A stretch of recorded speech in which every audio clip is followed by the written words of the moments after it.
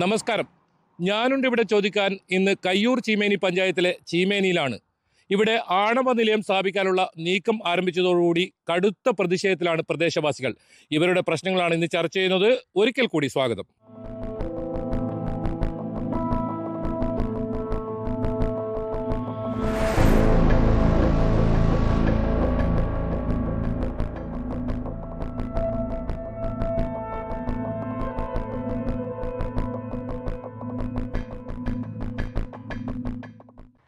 ഈ വിഷയത്തിൽ പ്രതികരിക്കാൻ നമ്മോടൊപ്പം പരിസ്ഥിതി പ്രവർത്തകരുണ്ട്, ഒപ്പം പ്രദേശവാസികളുമുണ്ട്. ഏതായാലും നമുക്ക് ഈ പ്രദേശവാസികളിൽ നിന്ന് തന്നെ തുടങ്ങാം.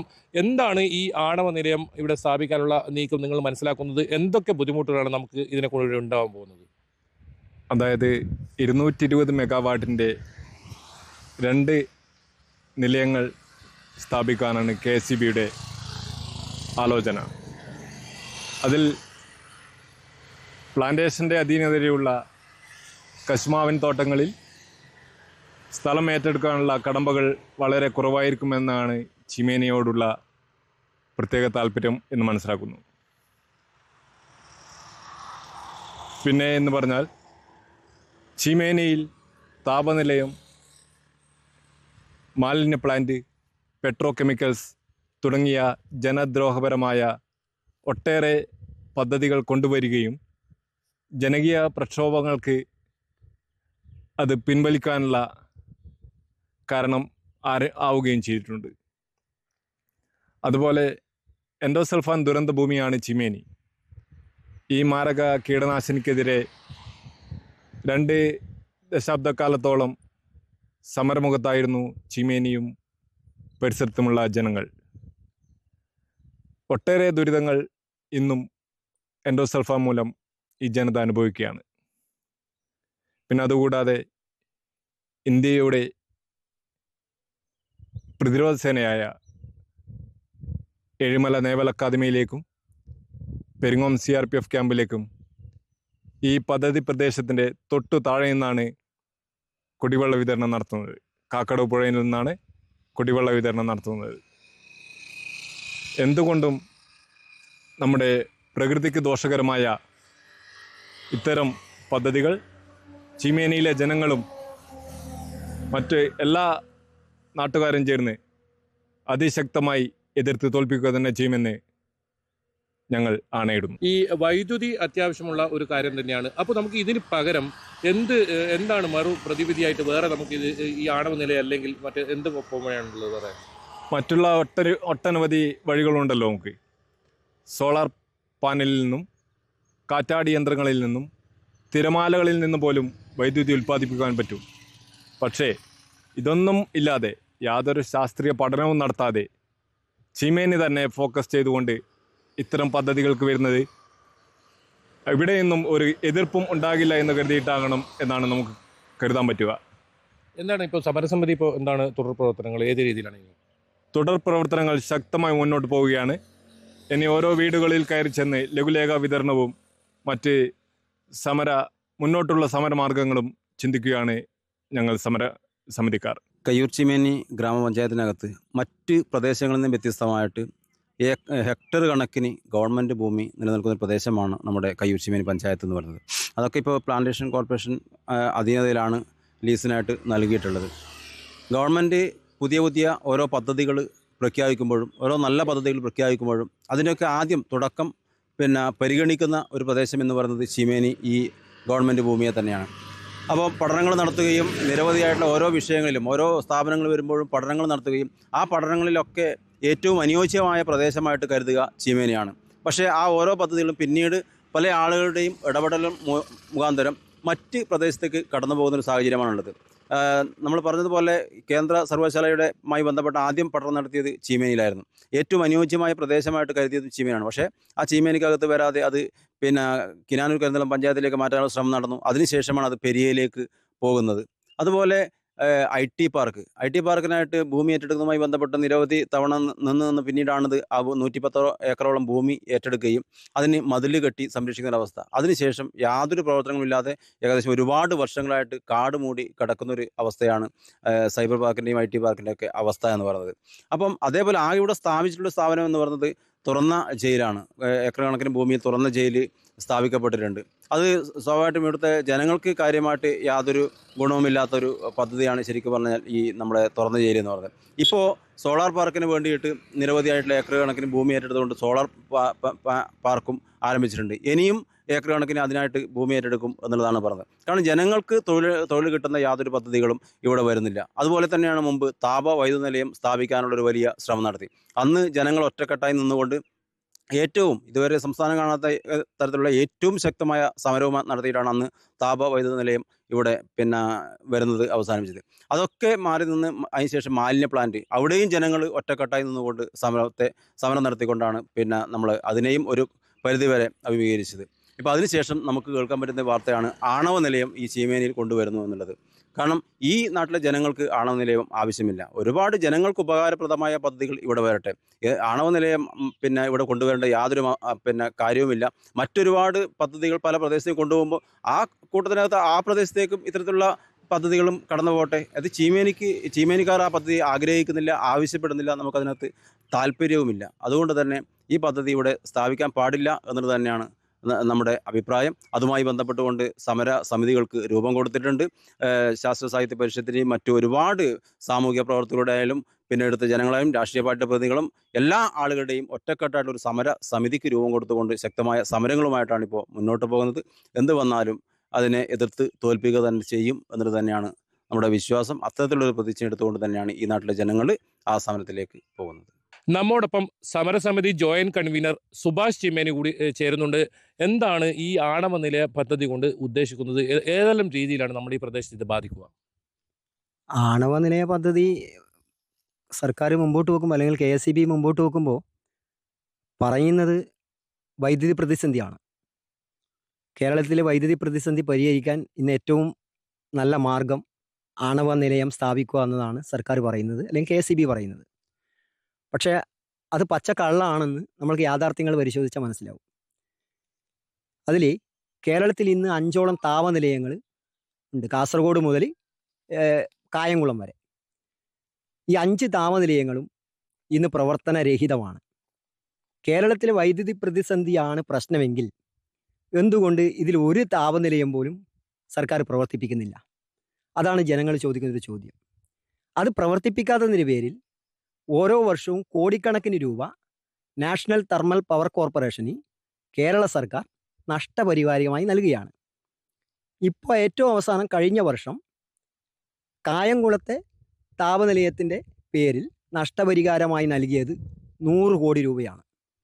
1500 കോടിയിൽ പരം രൂപ ഇത്രയും വർഷങ്ങളായി കായംകുളം പദ്ധതി നിർമ്മിച്ചതിന് ശേഷം ഇത്രയും വർഷങ്ങളായി സർക്കാർ പിഴ ഇനത്തിൽ നൽകിക്കൊണ്ടിരിക്കുകയാണ്. ഈ കാശ് എൻ്റെയും നിങ്ങളുടെയും നികുതി പണം എടുത്തുകൊണ്ടാണ് സർക്കാർ നൽകുന്നത്. അപ്പോൾ വൈദ്യുതി പ്രതിസന്ധിയല്ല സർക്കാർ മുമ്പോട്ട് വെക്കുന്ന ലക്ഷ്യം, അല്ലെങ്കിൽ KSEB മുമ്പോട്ട് വെക്കുന്ന ലക്ഷ്യം. അങ്ങനെയാണെങ്കിൽ ഇത് നമ്മൾ ഈ നിൽക്കുന്ന പ്രദേശം എന്ന് പറയുന്നത് ചീമേനിയിലാണ്. 475 ഏക്കർ സ്ഥലം 1.5 വർഷമായി പ്ലാന്റേഷൻ കോർപ്പറേഷൻ്റെ കയ്യിൽ നിന്നും ഏറ്റെടുത്തിട്ട് സോളാർ പ്ലാന്റ് സ്ഥാപിക്കുന്നതിന് വേണ്ടിയിട്ട് ഈ 1.5 വർഷം കഴിഞ്ഞിട്ടും അതിൻ്റെ ഒരു പ്രവർത്തനങ്ങളും ഇവിടെ നടത്തിയിട്ടില്ല. അപ്പോൾ വൈദ്യുതി പ്രതിസന്ധി ആണെങ്കിൽ ഈ താപനിലയങ്ങൾ പ്രവർത്തിപ്പിക്കാം, ഈ സോളാർ പ്ലാന്റ് പ്രവർത്തിപ്പിക്കാം. ഇങ്ങനെയുള്ള യാതൊരു പ്രവർത്തനങ്ങളും നടത്താതെ നേരെ പോകുന്നത് ആണവ നിലയത്തിലേക്കാണ്. അപ്പോൾ അതിൻ്റെ ഉദ്ദേശം മറ്റ് പലതും ആണ് എന്ന് ജനങ്ങൾ വിശ്വസിക്കുമ്പോൾ അവരെ കുറ്റം പറയാൻ വേണ്ടി കഴിയില്ല. ഇതാണ് ചീമേനിയിലെ ഒരു അവസ്ഥ എന്ന് പറയുന്നത്. എന്താണ് ഈ പ്രദേശത്ത് എത്രത്തോളം ജനങ്ങൾ ഈ ഭാഗത്തുണ്ട്? എത്രത്തോളം ജനങ്ങൾ ഇത് ബാധിക്കുന്നുണ്ട്? ഈ ചീമേനി ആണവ നിലയം വന്ന് സ്ഥാപിച്ചാൽ ഇത് ചീമേനിയെ മാത്രം ജനങ്ങളുടെ ബാധിക്കുന്ന പ്രശ്നമല്ല, അല്ലെങ്കിൽ കയ്യൂർ ചീമേനി പഞ്ചായത്തിനെ ബാധിക്കുന്ന പ്രശ്നമല്ല. ഇത് കാസർഗോഡ് ജില്ലയെ ബാധിക്കും, കോഴിക്കോട് ജില്ലയെ ബാധിക്കും, കണ്ണൂർ ജില്ലയെ ബാധിക്കും. ഉത്തര കേരളത്തെ മുഴുവൻ ബാധിക്കുന്ന, അല്ലെങ്കിൽ ഇതിൽ നിന്ന് ആണവ വികിരണം ഉണ്ടായാൽ കേരളത്തെ മൊത്തം ബാധിക്കുന്ന ഒരവസ്ഥയാണ് ഉണ്ടാകാൻ വേണ്ടി പോകുന്നത്. സർക്കാർ ഈ പദ്ധതിയുമായിട്ട് ഏത് രീതിയിലാണോ മുമ്പോട്ട് പോകുന്നത് ആ നീക്കങ്ങൾ അറിഞ്ഞുകൊണ്ട് അതിനെതിരെ ശക്തമായിട്ടുള്ള പ്രതിഷേധങ്ങൾ സംഘടിപ്പിക്കുന്നതിന് വേണ്ടിയിട്ടാണ്. ഇപ്പോൾ പ്രത്യക്ഷ സമരങ്ങളിലേക്ക് സമരസമിതി കടന്നിട്ടില്ല. ഞങ്ങളിപ്പോൾ തീരുമാനിച്ചിരിക്കുന്നത് കണ്ണൂർ കാസർഗോഡ് ജില്ലകളിലെ മുഴുവൻ ജനപ്രതിനിധികളെയും കണ്ടിട്ട് ഇത് വന്നാലുള്ള കെടുതികൾ വിശദീകരിച്ചുകൊണ്ടുള്ള ഒരു നിവേദനം ഇവർക്ക് സമർപ്പിച്ചുകൊണ്ട് ഈ ജനപ്രതിനിധികൾ ഉപയോഗിച്ച് സർക്കാരിൽ സമ്മർദ്ദം ചെലുത്തണം ആദ്യഘട്ടത്തിൽ എന്നാണ് സമരസമിതി ഇപ്പോൾ ഉദ്ദേശിച്ചിരിക്കുന്നത്. ഈ രാജഗോപാൽ MLA ആണ് ഈ സ്ഥലം MLA, അതുപോലെ മുഖ്യമന്ത്രി ഉൾപ്പെടെ അത്തരത്തിലുള്ള ഏതെങ്കിലും നീക്കങ്ങൾ നിങ്ങളുടെ ഭാഗത്തുനിന്ന് ഉണ്ടായിട്ടുണ്ടോ? അധികാരികളുടെ അടുത്തേക്ക് ഈ ഒരു ആശങ്ക അറിയിക്കുന്ന രീതിയിൽ കാര്യങ്ങളുണ്ടായി അവരുടെ ഭാഗത്തുനിന്നുണ്ടായ ഒരു പ്രതികരണം എന്താണ്? ഇതിലിപ്പോൾ ഡിസംബർ 22-ാം തീയതി കോവളത്ത് വെച്ചാണ് അവസാനഘട്ട ചർച്ച ഇപ്പോൾ നമ്മൾ അറിഞ്ഞത്, മാധ്യമങ്ങളിൽ നമ്മൾ കണ്ടതാണ്.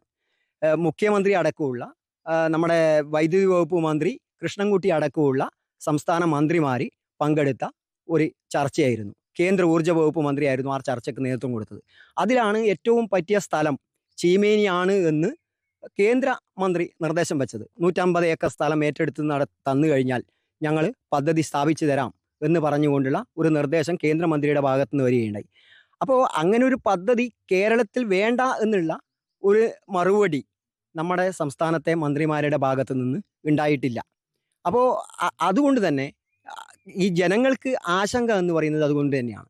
എന്താണ് സ്ഥലം MLA ബന്ധപ്പെട്ടപ്പോൾ അവരുടെ നിന്ന് ഒരു പ്രതികരണം എന്താണ് ലഭിക്കുന്നത്? സ്ഥലം MLA എന്ന് സമരസമിതി നേരിട്ട് സ്ഥലം MLA ബന്ധപ്പെട്ടിട്ടില്ല. സ്ഥലം MLA മാതൃഭൂമി ആഴ്ചപ്പതിപ്പിന് കൊടുത്ത ഒരു അഭിമുഖം ഞങ്ങൾ ശ്രദ്ധയിൽപ്പെടുകയുണ്ടായി. അതിൽ സ്ഥലം MLA പറഞ്ഞിരിക്കുന്നത് CPM എന്ന് പറയുന്ന രാഷ്ട്രീയ പ്രസ്ഥാനം ആണവ നിലയത്തിന് എതിരാണ്, ആണവ ശക്തിക്കെതിരാണ്, അത് ഞങ്ങളുടെ തത്വാധിഷ്ഠിത നയമാണ്.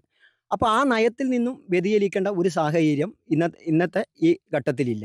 അതുകൊണ്ട് ഞങ്ങൾ അതിനെ എതിർക്കുക തന്നെയാണ് ചെയ്യുന്നത്, അനുകൂലിക്കുന്നില്ല എന്ന് തന്നെയാണ് MLA പറഞ്ഞിരിക്കുന്നത്. അത് മാതൃഭൂമിക്ക് കൊടുത്ത ഒരു ഇൻ്റർവ്യൂവിൽ പറഞ്ഞിരിക്കുന്ന കാര്യങ്ങളാണ്. അതുപോലെ തന്നെ നമുക്ക് ഇഷ്ടംപോലെ സ്ഥലങ്ങളുണ്ട് ഇവിടെ, ഒരുപാട് വികസന സാധ്യതയുള്ള ഒരു പ്രദേശം കൂടിയാണ്. എന്തുകൊണ്ടാണ് ഇപ്പോഴും ചീമേനിയിൽ വികസനം ഇതുവരെ വരാത്തത്? എന്തൊക്കെയാണ് നിങ്ങൾ ഇവിടുന്ന് ജനങ്ങൾ എന്ന നിലയിൽ ആഗ്രഹിക്കുന്നത്? എന്തുകൊണ്ടാണ് വികസനങ്ങൾ ചീമേനിയിലേക്ക് വരാത്തത് എന്നതിനുള്ള മറുപടി തരേണ്ടത് ഇവിടുത്തെ ഭരണ നേതൃത്വം തന്നെയാണ്, അല്ലെങ്കിൽ രാഷ്ട്രീയ നേതൃത്വം തന്നെയാണ്. കാലാകാലങ്ങളിൽ പണ്ട് 90കളുടെ തുടക്കത്തിൽ സെൻട്രൽ യൂണിവേഴ്സിറ്റി അടക്കം ചീമേനിയിൽ വരും എന്നുള്ള ഒരു പ്രതീക്ഷ ജനങ്ങൾക്കുണ്ടായിരുന്നു. അതിനുശേഷം 2010 IT പാർക്കിന് വേണ്ടി ഭൂമി ഏറ്റെടുത്തു. അപ്പോൾ ഈ പദ്ധതികളൊന്നും, ഇത്തരത്തിലുള്ള ജനങ്ങൾക്ക് ആവശ്യമുള്ള ഒരു പദ്ധതികളും നടപ്പിലാക്കാതെ ഇത്തരത്തിലുള്ള ജനദ്രോഹ പദ്ധതികൾ നടപ്പിലാക്കുന്നതിന് വേണ്ടിയിട്ടാണ് സർക്കാർ തയ്യാറാവുന്നത്. അപ്പം നാട്ടിലെ ജനങ്ങൾ എന്നുള്ള രീതിയിൽ ജനങ്ങളുടെ ഒരു അഭിപ്രായം, ഇത്തരത്തിലുള്ള ഈ വേണ്ടാത്ത പദ്ധതികൾ, അതായത് കേരളത്തിൻ്റെ തെക്കൻ ജില്ലകൾക്ക് ഒന്നും ആവശ്യമില്ലാത്ത ഇത്തരം പദ്ധതികൾ കാസർഗോഡ് കൊണ്ടുവരാതെ ഇവിടെ അഭ്യസ്തവിദ്യരായ യുവതി യുവാക്കൾക്ക് തൊഴിൽ നൽകാൻ ആവശ്യമായിട്ടുള്ള സംരംഭങ്ങൾ കൊണ്ടുവരാൻ ആവശ്യമായിട്ടുള്ള സാഹചര്യങ്ങൾ സൃഷ്ടിക്കണമെന്ന് തന്നെയാണ് നാട്ടുകാരുടെ അഭിപ്രായം. ഏക്കർ കണക്കിന് ഭൂമി സർക്കാരിൻ്റെ കയ്യിലുണ്ട്. അതുകൊണ്ട് സർക്കാരിന് ഭൂമി ഏറ്റെടുക്കുന്നതിന് ഒരു പ്രശ്നവും ഇല്ല, ആരും കുടിയൊഴിപ്പിക്കേണ്ടി വരുന്നില്ല. അപ്പം അങ്ങനെ വരുമ്പോൾ ജനങ്ങൾക്ക് ഉപകാരപ്രദമായ തൊഴിൽ നൽകുന്ന, നാടിൻ്റെ പുരോഗതിക്ക് ആവശ്യമായിട്ടുള്ള വ്യവസായങ്ങളും സംരംഭങ്ങളും കൊണ്ടുവരണം എന്ന് തന്നെയാണ് നാട്ടുകാരുടെ ആവശ്യം.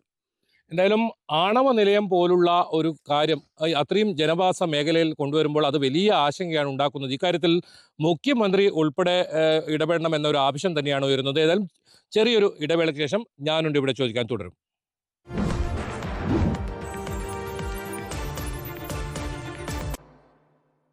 ആണവനത്തിൽ പറയാനുള്ളത്, ആണവനിൽ നിന്നും പൊതുവെ ജനദ്രോഹപരമായ ഒരു പദ്ധതിയായിട്ടാണ് ഞങ്ങൾ മനസ്സിലാക്കിയിട്ടുള്ളത്. കാരണം ഊർജ്ജം ആവശ്യം തന്നെയാണ്, പക്ഷേ ആണവ നിലയം എന്നുള്ള ഈ പ്രദേശത്ത് നടപ്പിലാക്കുമ്പോൾ അത് ഇവിടുത്തെ ജനങ്ങളെ വളരെയധികം കഷ്ടത്തിലാക്കുമെന്നാണ് ഞാൻ വിശ്വസിച്ചിരിക്കുന്നത്.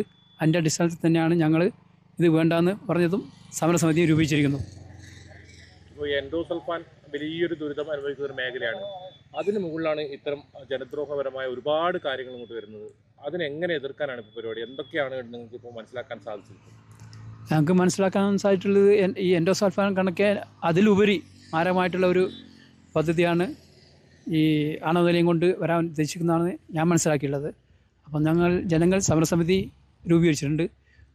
വളരെ ശക്തമായിട്ട് തന്നെ അതിൻ്റെ പ്രവർത്തനം നടന്നു പോകുന്നുണ്ട്. അപ്പം ശക്തമായിട്ട് തന്നെ ഞങ്ങൾ ഇതിനെ എതിർക്കും.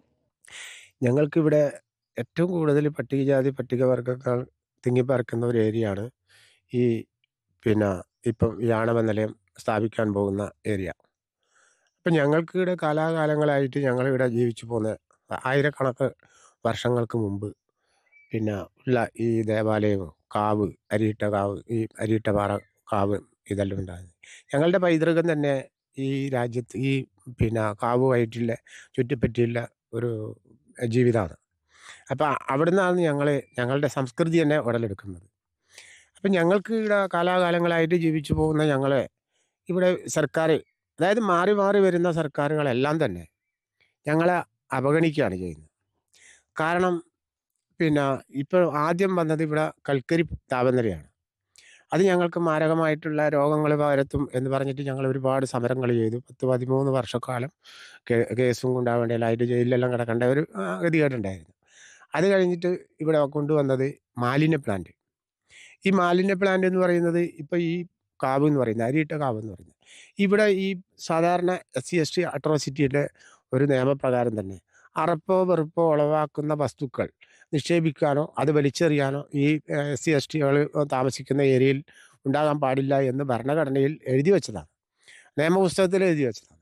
പക്ഷെ അതെല്ലാം കാറ്റിൽ പറത്തിക്കൊണ്ടാണ് ഇപ്പം പറഞ്ഞ ഇവിടെ 25 ഏക്കർ സ്ഥലം പിന്നെ മാലിന്യ പ്ലാന്റിന് വേണ്ടിയിട്ട് കൊണ്ടുവന്നത്. അപ്പോൾ അത് ഞങ്ങൾ സമരമായിട്ട് മുന്നോട്ട് പോയി. അപ്പോൾ പ്രത്യക്ഷമായിട്ട് തന്നെ ഞങ്ങൾ സമരം ചെയ്തു.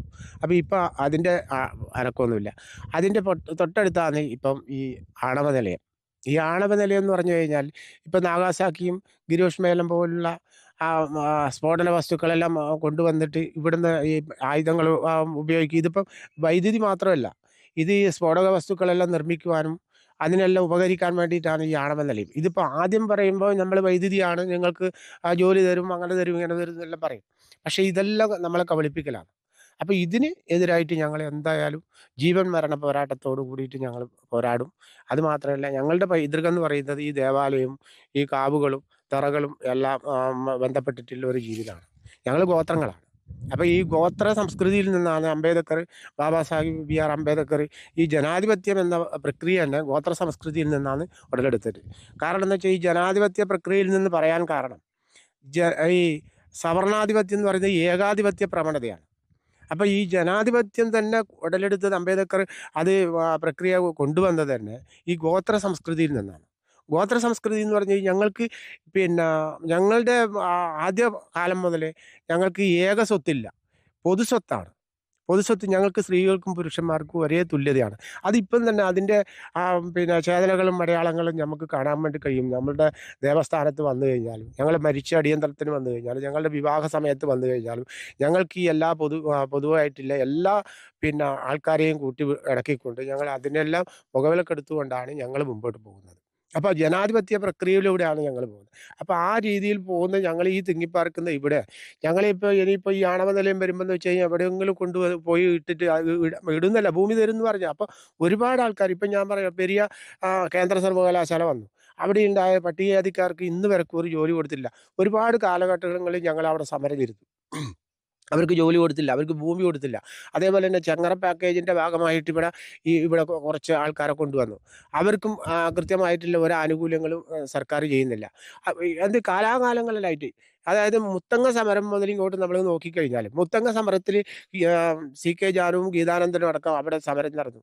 അവർക്ക് ഭൂമി കൊടുക്കാൻ വേണ്ടി 42 കോടി രൂപ AK ആന്റണി സർക്കാർ പിന്നെ എടുത്തപ്പോൾ ആ ഭൂമി പോലും ആദിവാസികൾക്കോ പട്ടികജാതിക്കാർക്കോ കൊടുക്കാതെ സർക്കാർ മാറി മാറി വരുന്ന സർക്കാരുകളെല്ലാം ഈ പട്ടികവർഗ്ഗക്കാരെ അവഗണിക്കുന്ന ഒരു സമ്പ്രദായമാണ്. അതുകൊണ്ട് എന്ത് തന്നെ വില കൊടുത്തു കഴിഞ്ഞാലും ഈ ആണവ നിലയം ഞങ്ങളിവിടെ സ്ഥാപിക്കാൻ ഞങ്ങൾ അനുവദിക്കില്ല. അതിൽ ഞങ്ങൾ ഭരിക്കേണ്ടി വരും. അല്ലാണ്ട് നമ്മളെ അനുവദിക്കില്ല എന്നുള്ള കാര്യത്തിൽ യാതൊരു സംശയവുമില്ല. അത്രയും ഞങ്ങൾക്ക് പറയാനുള്ളൂ. കൂടുതലൊന്നും നമുക്ക് പറയാനില്ല. സർക്കാർ ഇതിൽ നിന്ന് പിന്മാറണം. മറ്റ് ഈ ആണവ നിലയം എന്ന് പറയുന്ന സംഭവം നമുക്ക് ചീമേനിയിൽ വേണ്ട. ഈ ചീമേനി പ്രദേശത്ത് ഏറ്റവും കൂടുതൽ ഈ പ്രദേശത്ത് ഞങ്ങൾ താമസിക്കുന്നത് പട്ടികജാതി പട്ടികവർഗ ഗോത്ര വിഭാഗങ്ങളാണ്. അപ്പോൾ ഈ പ്രദേശത്ത് ഞങ്ങൾക്ക് ആണവ നിലയം വേണ്ട. അതന്നെ നമ്മൾക്ക് ഉറച്ച തീരുമാനം. നമുക്കതിടെ വരുന്നില്ല ഇത് തന്നെ. നമ്മളെ കുടിവെള്ളം ഇതിന് കുറച്ച് താഴെയാണ്. ഈ തോട്ടിലെ വെള്ളം ഒഴുകിയിട്ട് അതിൻ്റെ അടുത്തേക്കാണ് പോകുന്നത്. അപ്പോൾ 10-20 വീട്ടുകാർ കുടിക്കുന്ന വെള്ളവും അംഗൻവാടി കുട്ടികൾ കുടിക്കുന്നതെല്ലാം വെള്ളമാണ്. അപ്പോൾ ഇത് ഇങ്ങനെ ഒഴുകി താഴോട്ടേക്കേ വരുള്ളൂ. എന്തുണ്ടെങ്കിലും അങ്ങോട്ടേക്ക് ഒഴുകി വരുള്ളൂ. അപ്പോൾ നമ്മ അന്നേ പറയുന്നത് ഇവിടെ സമരം ഉണ്ടെങ്കിൽ നമ്മിന് പോവുകയും ചെയ്യും, ഇങ്ങനെ ഇല്ലാണ്ടാക്കാനും വേണ്ടിയിട്ട്. അത് നമുക്ക് ഇത് എതിർ തന്നെയാണ്. നമുക്ക് പശുവിന് ആട്ടിനെല്ലാം തീറ്റുന്ന സ്ഥലമാണ് ഇവിടെ. ഇതേമാതിരി നമ്മൾ കുടിവെള്ളം നമ്മളത് അടയാണ്. പിന്നെ അത് വന്നാൽ നമുക്ക് കുടിവെള്ളത്തിന് വേറെ വഴിയില്ല. കുടിവെള്ളത്തിൻ്റെ ഇത് കേൾക്കാൻ വഴിയില്ല. നമ്മളെല്ലാം ജീവിതം ഇതെല്ലാം പുല്ല് പറിച്ചിട്ടും ഇങ്ങനെയെല്ലാം പശുവിന് ആട്ടിനെ നോക്കിയിട്ടുള്ള ജീവിതമാണ് നമുക്കില്ലത്. പിന്നെ ഇവിടെ കുറേ ആളുണ്ട്, ഒരുപാടാണ്. വരണ്ടാന്ന് തന്നെ നമ്മയും പറയുന്നു. എന്താണ് ഈ കാര്യത്തിൽ സർക്കാരിനോട് നിങ്ങൾക്ക് പറയാനുള്ള എന്താണ്? സർക്കാരോട് നമ്മ വേണ്ടാന്ന് പാടില്ല തന്നെ. ഒന്നാമത് നമ്മളുടെ കാവിന്റെ അതെ, അമ്പലത്തിലെല്ലാം പോകുന്നതും വരുന്നു അവിടെ ചെയ്യുന്നതുമാണ്. അവിടെ ചെയ്ത നിർമ്മാല്യങ്ങൾ നമ്മ കഴിക്കുന്നതുമാണ് ഈ ഈ കാവിന്റെ അടുത്ത്. അപ്പം നമുക്ക് അതിലെല്ലാം എന്തെങ്കിലും ഇത് വിഷബാധ ഉണ്ടെങ്കിൽ നമുക്കത് പറ്റുക, നമുക്ക് കുട്ടികൾക്കെല്ലാം ഇതിൻ്റെ ഒരു ദോഷം തന്നെയാണ്. ആണവ നിലയം വരുന്നത് വെച്ചാൽ സർക്കാർ അംഗീകരിച്ചാൽ മാത്രമേ ആണവ നിലയം വരുന്നുള്ളൂ. അപ്പം ഏറ്റവും കൂടുതൽ ഇവിടെ സർക്കാർ അനുകൂല ഇടതുപക്ഷ പാർട്ടികളാണ് ഇവിടെ കൂടുതലും ഈ പ്രദേശത്ത് കൂടുതൽ ഉള്ളത്.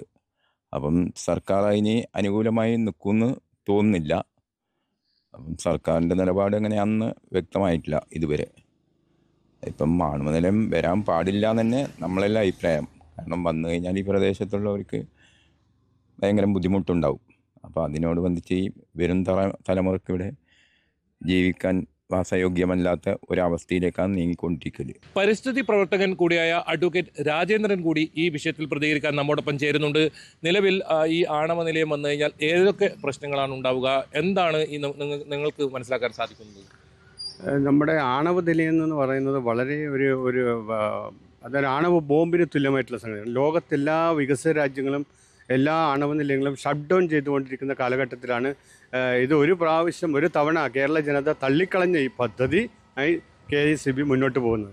അപ്പോൾ ഇത് കേരളത്തിൻ്റെ ഒരു ബാധ്യത മാത്രമല്ല, നാളെ വലിയ ഒരു ദുരന്തത്തിലേക്കും നയിക്കുന്ന ഒരു പദ്ധതിയായിട്ടാണ് ഞങ്ങൾ ഇതിനെ കാണുന്നത്. അതുകൊണ്ട് തന്നെ ചീമേനിലെ ജനങ്ങളോ കേരളത്തിലെ ജനങ്ങൾ തന്നെ ഈ പദ്ധതിയെ ഒരു തരത്തിലും ഇവിടെ മുന്നോട്ട് കൊണ്ടുപോകാൻ അതിന് പിന്തുണ ഉണ്ടാവില്ല എന്നുള്ള കാരണം എന്ന് വെച്ചാൽ ലോകത്ത് തന്നെ ഇപ്പോൾ ചെർണോബിൽ പോലെയുള്ള ഫുക്കുഷിമ പോലെയുള്ള ആണവ ദുരന്തങ്ങൾ നമ്മുടെ മുമ്പിലുണ്ട്, അനുഭവങ്ങളായിട്ടുണ്ട്. അപ്പോൾ അതുകൊണ്ട് തന്നെ ഈ പദ്ധതി കേരളത്തിന് ഒട്ടും ചേരുന്നതല്ല. കേരള സർക്കാർ KECB ഈ പദ്ധതിയിൽ നിന്ന് പിന്മാറി പോകേണ്ടതാണ് എന്നുള്ളതാണ് ഞങ്ങളുടെ പ്രധാനമായ ആവശ്യം. അതിന് വേണ്ടി വിവിധ തരത്തിലുള്ള പരിപാടികൾ സംഘടിപ്പിച്ചുകൊണ്ടിരിക്കുന്നുണ്ട്. ഊർജ്ജ പാർലമെൻറ്റ് ഞങ്ങൾ സംഘടിപ്പിക്കാൻ പോവുകയാണ്. അതുപോലെ തന്നെ ഇന്ത്യയിലെയും ലോകത്തെ തന്നെ ആണവ ശാസ്ത്രജ്ഞരെ ഉൾപ്പെടുത്തിക്കൊണ്ട് ഒരു വലിയ ഇൻ്റർനാഷണൽ സെമിനാർ നടത്താൻ പോവുകയാണ്. ജനകീയ ബോധവൽക്കരിച്ചുകൊണ്ട് ഒരു ജനങ്ങളെ അണിനിരത്തിക്കൊണ്ട് ശക്തമായ പ്രത്യക്ഷ പരിപാടിയുമായിട്ട് ഞങ്ങൾ മുമ്പോട്ട് പോകുന്നതാണ്. ഈ ചീമേനി എന്ന് പറയുന്ന സ്ഥലം എൻഡോസൾഫാൻ ദുരിത ബാധിതർ, അത് ഏറ്റവും വലിയ ദുരന്തം ഏറ്റുവാങ്ങിയ ജനത ഉള്ളൊരു സ്ഥലമാണ്. അവിടെയാണ് ഇത്തരമൊരു സ്ഥലത്തിനായി തിരഞ്ഞെടുത്തതെന്നും കൂടെ ഒരു പ്രത്യേകത കൂടി ഉണ്ടല്ലോ.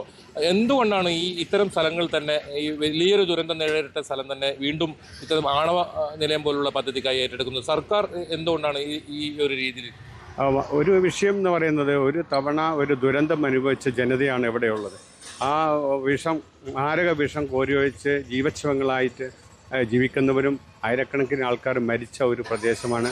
അതുകൊണ്ട് തന്നെ താരതമ്യേന ജനങ്ങൾ പ്രതിരോധ ശേഷി ഇല്ലാത്ത അല്ലെങ്കിൽ പ്രതികരിക്കാത്ത ഒരു ജനതയാണ് എന്ന് മനസ്സിലാക്കിക്കൊണ്ടാണ് സർക്കാർ ഈ നടപടിയെ മുന്നോട്ട് പോകുന്നത്. അതുകൊണ്ടാണ് കാസർഗോഡ് ജില്ലയെ തിരഞ്ഞെടുക്കുന്നതിന്. കാരണം മറ്റൊരുപാട് നല്ല പദ്ധതികൾ സർക്കാരിൻ്റെ മുമ്പിലുണ്ടല്ലോ, അതൊന്നും കാസർഗോഡ് ജില്ലയിൽ വരുന്നില്ല. ഒരു മെഡിക്കൽ കോളേജ് ഇവിടെ വരുന്നില്ല, അതുപോലെ വിദ്യാഭ്യാസ സ്ഥാപനങ്ങൾ വരുന്നില്ല. നല്ല നല്ല കാര്യങ്ങൾക്ക് ജനങ്ങൾ ഇവിടെ എതിരല്ല. ഇത് ഒരു ജനതയുടെ മുകളിൽ വലിയൊരു ദുരന്തം ഉണ്ടാക്കുന്ന പദ്ധതി ആയതുകൊണ്ടാണ് സ്വാഭാവികമായിട്ട് ജനങ്ങൾ ഇതിനെതിരെ നിൽക്കുന്നത്.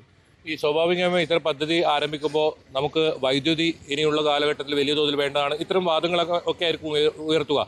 ഈ വൈദ്യുതിക്ക് ഈ ആണവ നിലയം അല്ലാതെ മറ്റ് പ്രതിവിധികളുണ്ടല്ലോ, ആ സോളാർ പോലുള്ള മറ്റ് സംവിധാനങ്ങൾ, അത്തരം പദ്ധതികളിലേക്ക് പോവാതെ ഈ ആണവ നിലയം എന്ന ഒരു പദ്ധതിയുമായി മുന്നോട്ട് പോകാനുള്ള എങ്ങനെയാണ് നിങ്ങൾ അതിനെ കാണുന്നത്?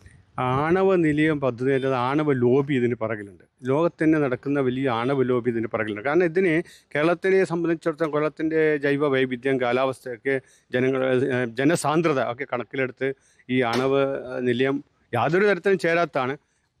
ഇതിന് ബദൽ മാർഗ്ഗങ്ങൾ ഒരുപാടുണ്ട്, നമ്മുടെ മുമ്പിൽ തന്നെ ഒരുപാടുണ്ട്.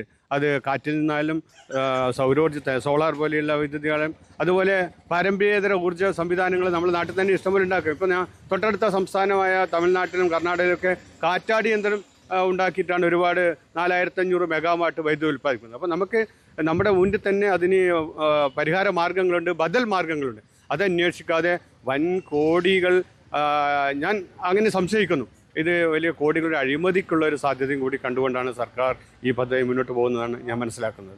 ഏത് രീതിയിലായിരിക്കും ഇനി ഇതിനെ പ്രതിരോധിക്കുക? വലിയ ശക്തമായ സമരപരിപാടികളുമായി മുന്നോട്ട് പോകാൻ തന്നെയാണോ തീരുമാനം? തീർച്ചയായും ശക്തമായ പ്രത്യക്ഷ പ്രക്ഷോഭ പരിപാടികളുമായിട്ട് ജനങ്ങളെ അടിനിരത്തിക്കൊണ്ട് ജനങ്ങളെ ബോധവൽപ്പിച്ചുകൊണ്ട് ഈവൻ ജനങ്ങളെ മാത്രമല്ല രാഷ്ട്രീയ നേതാക്കളുമായും എല്ലാവരും സംവാദം ഇടപെട്ടുകൊണ്ട് ഞങ്ങൾ ഈ പദ്ധതിയെ നഖശിഖാന്തം എതിർത്തുകൊണ്ട് പ്രത്യക്ഷ സമരമായിട്ട് തന്നെ മുന്നോട്ട് പോകും. അതിൽ യാതൊരു സംശയമില്ല. ഒരു തരത്തിലും ഈ പദ്ധതിയെ ഞങ്ങൾ വരാൻ അനുവദിക്കില്ല. ഈ ചീമേനിയുടെ ഒരു അവസ്ഥ, അവിടെ എത്രത്തോളം ജനങ്ങൾ ഈ പ്രദേശത്ത് ഈ നിർദ്ദിഷ്ട പദ്ധതി വരുന്ന സ്ഥലത്ത് ഇപ്പോൾ എത്രത്തോളം ജനങ്ങൾ അധിവസിക്കുന്നുണ്ട്? എന്താണ് ചീമേനിയുടെ ഒരു പൊതുവെയുള്ള അവസ്ഥ?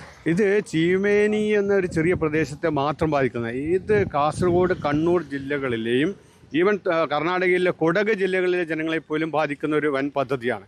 അത് നമുക്കിത് താങ്ങാൻ പറ്റും. സാമ്പത്തികമായിട്ടും മറ്റ് പാരിസ്ഥിതികമായിട്ടും കേരളത്തിന് താങ്ങാൻ പറ്റാത്ത, നാളെ ഭാവിയിൽ വലിയൊരു ബാധ്യത ഉണ്ടാക്കുന്ന, വരും തലമുറയ്ക്ക് വലിയ ബാധ്യത സൃഷ്ടിക്കുന്ന ഒരു പദ്ധതിയാണ് എന്നാണ് ഞാൻ മനസ്സിലാക്കുന്നത്. മറ്റൊരു കാര്യം, ഈ ചീമേനി ഒരുപാട് ജൈവ വൈവിധ്യങ്ങളുടെ ഒരു സ്ഥലമാണ്. നമ്മളിപ്പോൾ ദൃശ്യങ്ങളിൽ തന്നെ കാണാം. അത്രത്തോളം ജൈവ വൈവിധ്യം ഉള്ള ഒരു സ്ഥലത്ത് ഈ ആണവ നിലയമൊക്കെ വരുമ്പോൾ, അത് നേരത്തെ പറഞ്ഞ കുടിവെള്ള പ്രശ്നം, ഇതൊക്കെ വലിയ തോതിൽ ബാധിക്കുന്നതല്ല. ഒരുപാട് ആയിരക്കണക്കിന് ആളുകൾ താമസിക്കുന്ന ഒരു പ്രദേശം കൂടിയല്ലേ ഇത്? തീർച്ചയായും. ഇത് ചീമേനി എന്ന് പറഞ്ഞാൽ അത്രയും ജൈവ വൈവിധ്യ മേഖലയാണ്. വളരെ സമ്പന്നമായ ജൈവവൈവിധ്യം വളരെ സമ്പന്നമായ ഒരു പ്രദേശമാണിത്.